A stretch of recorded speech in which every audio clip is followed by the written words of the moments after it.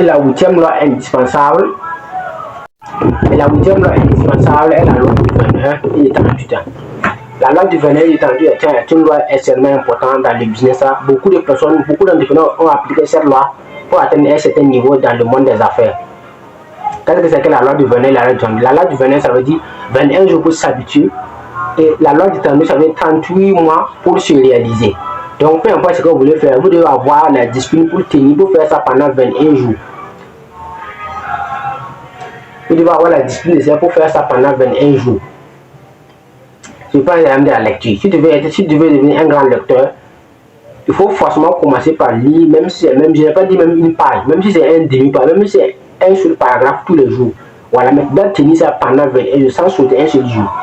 Voilà, dès lors que tu concentres ça pendant 21 jours, tu vas te rendre compte qu'à un certain moment, ça va devenir maintenant des façons à te le faire. Donc la loi du 21 consiste à faire quelque chose pendant 21 jours sans sauter. Que ce soit la lecture, que ce soit le sport, que ce soit tu veux abandonner, genre une nourriture qui n'est pas bien, genre tu manges trop de pions, ou tu manges du sel, ou tu fais de la masturbation, tu veux laisser. Donc il faut tenir pendant 21 jours. D'ailleurs, quand tu arrives à tenir ça seulement, tu vois, même si tu n'arrives pas à abandonner, la probabilité diminue de façon considérable. Donc c'est ça la loi du 21. La loi du 38, maintenant c'est 38 mois maintenant pour se réaliser. Peu importe ce que tu veux faire, peu importe ce que tu veux réaliser, tu dois te rendre compte, il faut te rendre compte qu'il faut minimum 38 mois. Si tu n'as pas encore atteint 38 mois, ça ne va pas donner. Bon, la loi du 38 stipule que peu importe ce que tu veux faire dans la vie, tu dois patienter minimum, tu dois faire ça minimum 38 mois. Dès lors que tu n'as pas encore atteint 38 mois, il ne faut pas abandonner. Il faut minimum 38 mois. Peu importe ce que tu veux faire.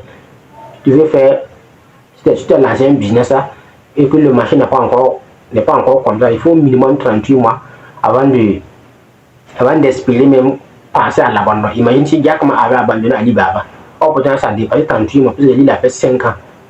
Mais s'il avait abandonné, bon, mais actuellement Alibaba c'est international. Donc tu as pour monter l'importance de tenir sur le long terme. Donc la loi du 21 et la loi du 38 heures, la loi du 21 dit que 21 jours pour s'habituer et 38 mois maintenant pour pouvoir tenir sur le long terme maintenant afin de pouvoir être discipliné, afin de pouvoir avoir les premiers résultats doivent venir au bout de 38 mois. Donc dès lors que tu n'as pas encore atteint 38 mois seulement, il faut continuer de patienter. Il faut patienter et par conséquent persévérer. Il faut patienter, persévérer. Donc c'est au bout de 38 mois maintenant que s'il n'y a pas de résultat maintenant, tu dois maintenant te poser la question. Qu'est-ce qui ne va pas? Si tu rencontres quelqu'un qui ne va pas, ou bien le business que tu fais n'est pas en concordance avec ce que tu veux faire dans la vie, tu peux abandonner. Mais au minimum c'est 38 mois. C'est pourquoi on dit 21 et 38. 21 jours pour s'habituer et 38 mois maintenant pour se réaliser. Et la dernière loi maintenant que nous allons parler, je vais vous parler de cette formation qui est une loi extrêmement importante que tous les milliardaires sans exception utilisent, est la loi de la diversification. La diversification est un élément assez important dans le business. Et peu importe ce que vous faites à un certain moment de la journée, il faut forcément diversifier. Mais cela se fait de façon stratégique et de façon progressive. Mais d'une manière ou d'une autre, vous devez vous comprendre que plus vous voulez diversifier, mieux. Vous pouvez faire face aux crises.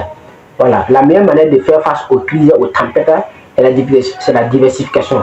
Et tous les milliardaires nous l'appliquent ça. Même Bill Gates, pourquoi Bill Gates a vendu 99% des actions de Microsoft? Voilà, Bill Gates a vendu pour pouvoir diversifier. Non seulement il a utilisé l'argent de ça pour lancer sa fondation, qu'il a lancé avec sa femme Melinda Gates. Il a également investi dans d'autres projets, dans l'agriculture, dans l'hôtellerie, dans beaucoup de choses. Parce qu'il a compris l'importance de la diversification. Dans la diversification, tout le monde diversifie. Même Elon Musk n'est pas sur un seul projet. Il y a SpaceX, il y a Tesla, il y a PayPal, il y a OpenAI. Donc il y a plusieurs projets. Pourquoi? Parce qu'il a compris que la diversification est un élément assez important dans le monde des affaires. Même il faut prendre l'exemple de Amazon. Actuellement, il y a Amazon FBI, Amazon KDP. Récemment, ils ont lancé Alexa, qui est une intelligence artificielle. Donc tout le monde diversifie. Même Alibaba de Jack Ma, il y a Alipay, il y a AliExpress. Donc tout, même Facebook, il y a Facebook, ils ont lancé Messenger, il y a WhatsApp, Messenger, WhatsApp, il y a Meta, il y a publicité, tout ça sont des produits de Facebook. Si on parle de Google, genre, il y a YouTube, il y a Gmail, il y a Google Drive, il y a Google Meet, il y a Google Translator, il y a beaucoup de produits. Google a presque 10 sous-produits qu'il a lancés pour pouvoir diversifier afin que la boîte puisse tenir. Donc, même les grandes entreprises, ils n'ont pas un seul produit. Les grandes entreprises, comme ils n'ont pas un seul produit. Les grandes marques, comme Tesla, n'a pas un seul marque. Il a plusieurs marques. Même BYD n'a pas un seul marque. Même tout. Même les entreprises même de marketing relationnel, comme les entreprises comme Superlev, n'ont pas un seul produit. Ils ont plusieurs produits. Pourquoi? Parce que ces entreprises ont compris l'importance de la diversification. Tout. Ils ont compris l'importance de la diversification. La diversification est un élément assez important dans le monde des affaires. Mais vous devez diversifier à une certaine échelle. C'est dans le que vous arrivez à stabiliser votre business principal. Si la principale est stabilisée maintenant, là maintenant vous pouvez passer à une étape supérieure et diversifier. Voilà, dès lors que vous lancez la principale et l'argent commence à rentrer maintenant, vous réinjectez le business, le bénéfice dans la première. Vous réinjectez le bénéfice dans la première, vous réinjectez le bénéfice dans la première, jusqu'à ce que le business maintenant atteint une certaine échelle. Et c'est à partir de là maintenant que vous pouvez diversifier. Mais si vous commettez l'erreur de diversifier au tout début, vous allez faire fight. Vous ne pouvez pas diversifier tant que la première n'est pas stabilisée. Donc la meilleure manière de diversifier, c'est lorsque la première est stabilisée, maintenant qu'on peut diversifier pour passer à la deuxième ou à la troisième. Donc la diversification est un élément assez important que tout le monde utilise, même tout le monde diversifie pour pouvoir éviter de revenir à la cage de départ. Et tous les entreprises qui ont fait faillite, ils ont commis l'erreur de croire qu'ils seront toujours les leaders et ils n'ont pas diversifié. Prends l'exemple de Nokia comme ça, qui a coulé parce qu'il a commis l'erreur de ne pas diversifier. Non, finalement, tout le monde diversifie. Donc, la diversification est un élément assez important dans le monde des affaires. Quiconque veut atteindre une certaine échelle doit forcément appliquer cette loi. Voilà, mais cela s'applique de façon stratégique et de façon progressive. Donc, voilà ce que je voulais partager dans cette formation concernant les 10 lois incontournables pour monter en puissance des affaires et par conséquent atteindre la réussite d'une manière générale. Donc, si cette vidéo vous a plu, n'oubliez pas de mettre vos avis dans les commentaires. Je prendrai le plaisir de lire ça. Et comme toujours, c'était Adama Soro, la vision qui vous transforme.